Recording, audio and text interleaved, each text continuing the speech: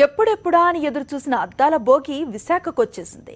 విశాఖ అరకు మధ్య నడుస్తున్న కిరండోల్ ప్యాసింజర్ కు దీన్ని అమర్చనున్నారు.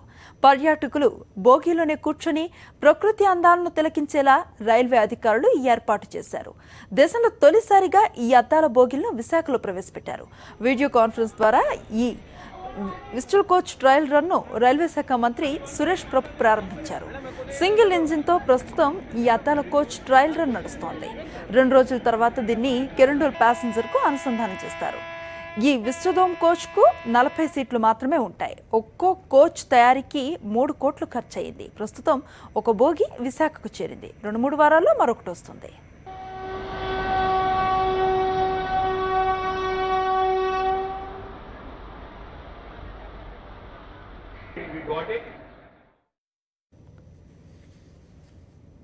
మొట్టమొదటిసారిగా విస్తాడోమ్ ట్రైన్ ఇక్కడి నుంచి అరకుకి స్టార్ట్ అయింది.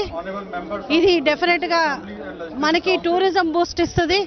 అరకుకి మంచి టూరిజం ప్లేస్ గా ఒక గుర్తింపు వస్తుంది.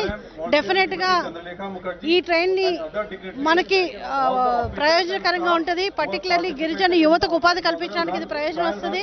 అదే కాకుండా అక్కడ హోటల్స్, ఇండస్ట్రీస్ ఎస్టాబ్లిష్మెంట్ ఏర్పాటు చేయడానికి కూడా ఇది ఒక మంచి స్టార్ట్ గా భావిస్తున్నాను. డెఫినెట్ గా అరకు, లంబసింగి కూడా టూరిజం పరంగా అభివృద్ధి చెందుతాయని చెప్పి ఆశిస్తున్నాను.